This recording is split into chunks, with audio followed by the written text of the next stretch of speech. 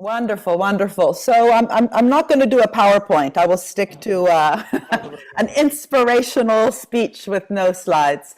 Thank So you. first of all, thank you for inviting me. And I wanted to begin with the title of this wonderful workshop that you've organized, which is Healing Patient Europe, and what we expect from our political leaders, from governments and other leaders. And I think the title is very good, because if we have the wrong diagnosis of the sickness, then we heal in the wrong way. And I think that's really the context of where I want to begin, which is that Europe has really had a severe dysfunctionality in recent decades because the diagnosis was wrong of why we, for example, had very different levels of competitiveness and growth between European countries, which also makes it very difficult if you have a monetary union to then have such skewed growth rates, skewed competitiveness, but actually in the end, skewed structures on the ground. And, I know you know this, but we might, just review some of the basic facts, which is that for a very long time, the narrative was that the so-called pigs, terrible word from Goldman Sachs, Portugal, Italy, Greece, and Spain. I can say it because I'm Italian. You don't want a German calling Portugal, Italy, Greece, and Spain pigs, but that was the beautiful Goldman Sachs word. The narrative was that their budgets were too inflated, that the public debt was too high, that the deficit was too high, and so the conditions attached to the recovery after the financial crisis was basically, cutting public budgets. There was an obsession about, you remember, the 3% deficit, and you even had countries proudly having 0% deficits. And what actually happened was that debt to GDP rose. It's not rocket science why it rose. Basically, when they cut many different investments, like in Spain, they actually cut by 40% their public R&D spending in order to cut their deficit. That's like cutting the source of growth. And so the real problem in many of these countries was not that they were spending or investing too much at the time. It was actually that they were not investing enough or strategically enough or didn't have the capacity on the ground to even spend or invest, for example, the money that was coming from Europe. You'll know that in Italy, but also sorry, I hear an echo. In Italy, but also in Spain, lots of the European money had to be sent back because they weren't even able to invest it because of that lack of capacity on the ground. And so there was never a proper diagnosis of the differences between the countries. And if one did that, one would realize that it was not so much in terms of deficits, because Italy's deficit for 20 years has been lower than Germany's deficit, even though the debt to GDP was rising because the denominator was not rising. The real difference was on the structural composition of the state, the structural composition of public-private partnerships, the lack in some countries of institutions. Like in Germany, they have Fraunhofer institutes, which are publicly financed, which create linkages between science and industry. They have a very active strategic public bank called the KfW. They have the Max Planck Institutes. They have a very well-funded vocational training for workers, so on and so forth. And so if one looks at those differences, and these are all investments from the public sector alongside the private sector, which foster long-run growth, increases in productivity, and so on, there's huge differences within Europe with that kind of structural composition of institutions, which are important for fostering that long-term growth. So the good news is that on the back of COVID-19, which is not good news, it's tragic, but on the back of COVID-19, the current recovery funds in Europe, but also globally, are actually conditional not on cutting public money, but actually on having a strategy. And you'll know that the next gen EU budget, which is 2 trillion, is conditional on member states actually having a plan around climate and digitalization. And so that level of conditionality is interesting, because then what it requires is member states to have strategies. And if they don't have one, that's a problem. But also to start increasing the capacity to actually implement the strategy.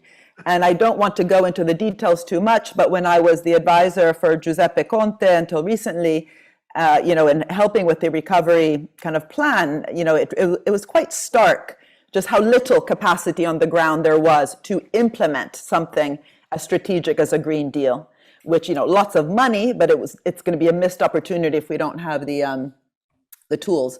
And, in Italy, for example, la riforma della pubblica amministrazione has often been simply one of trying to make it more efficient, often maybe, again, cuts in different places to reduce the bloated nature of the public administration, as opposed to what we need, which is investment within the public administration itself, so it can be creative, flexible, agile, outcomes-oriented, dynamic, and so on.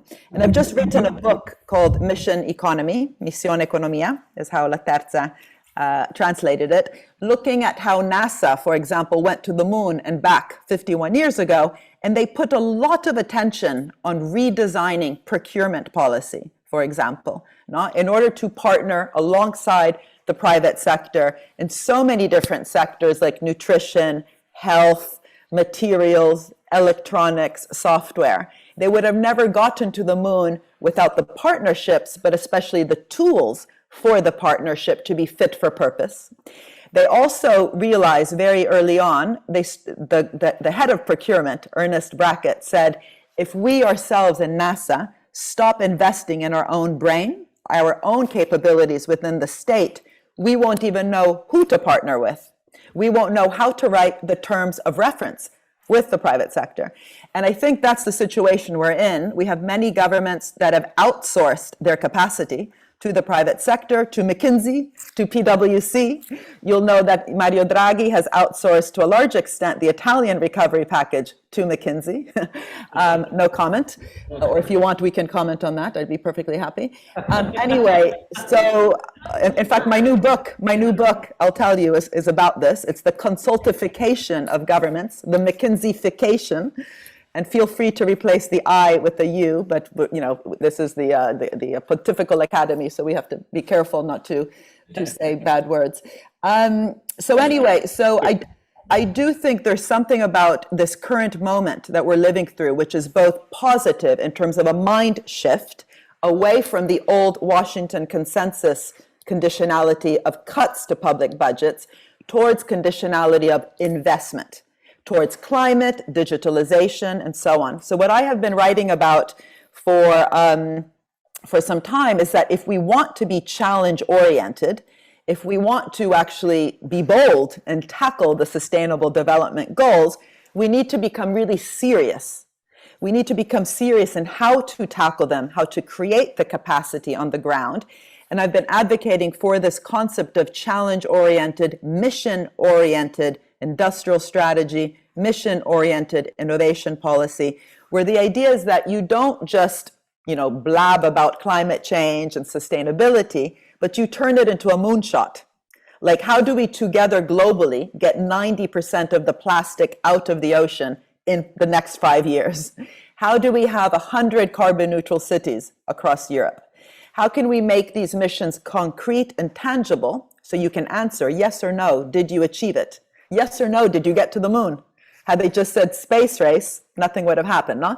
So how can we make it concrete and tangible while also really inspirational and getting as many different actors, as many different sectors involved in the process? As I mentioned, to go to the moon, nutrition, health, materials, and so on.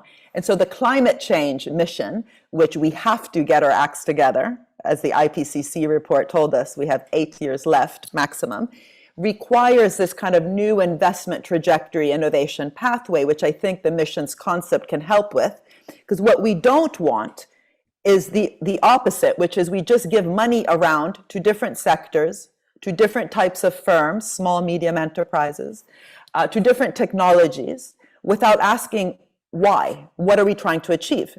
So if you look at, with the moon landing, all the different spillovers, camera phones, software, foil blankets, baby formula, they didn't occur because someone said, we need software or we need, camera phones. They were solutions to a problem. Even the internet, in my book, The Entrepreneurial State, Lo Stato Innovatore, everything that makes our iPhone smart and not stupid came from public funds that were problem-oriented. The internet came about because we needed the satellites to communicate. GPS came about because the Navy needed to know where the ships were. So the question is, what are the social problems that we have around poverty, around hunger, around inequality, around climate, that can be used to frame these kind of moonshot problems, and then we allow the technology to spill over. The social innovation, the technological innovation, the organizational innovation is a spillover from that. But the big question is, what are we even trying to solve? And how can we build also within our governments, coming to the leadership question of this panel? Excuse me, Marian.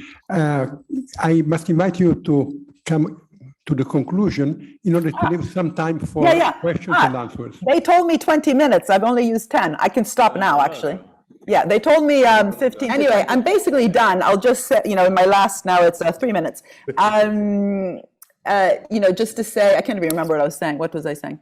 That without the capacity, we can't do it. And so one of the things is we really need to get serious about the nitty-gritty, the dirty stuff. Now, we need to get our hands dirty with redesigning all the different tools we have, grants, procurement, loans. What I was trying to say before was that the current status quo, for example, in Italy, but in many countries, in the UK too, is we have a list of sectors that are going to get money from the government. In the UK, the sectors were aerospace, automotive, life sciences, finance, and the creative industry. In Italy, it has its list of sectors. Instead of thinking like that, we should be choosing the problems and then really creating the capacity and the collaboration across as many different sectors as possible, one.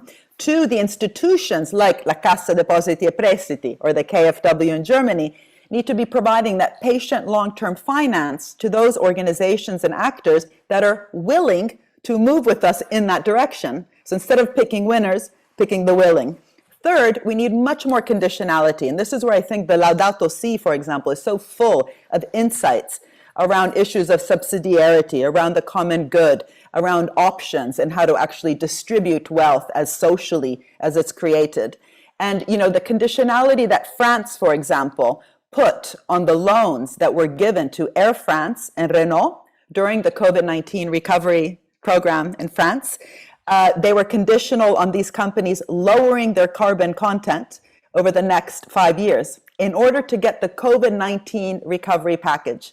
In Italy, we don't do that. We just give money to Fiat, no strings attached. In the UK, we gave 600 million to EasyJet, no strings attached.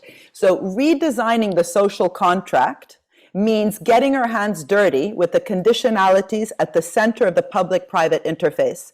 And the conditionality word should be a positive word. It shouldn't be seen as a stick. It should be a true way, a sincere way to build back better, to have stakeholder value, not shareholder value, at the center of the capitalist system.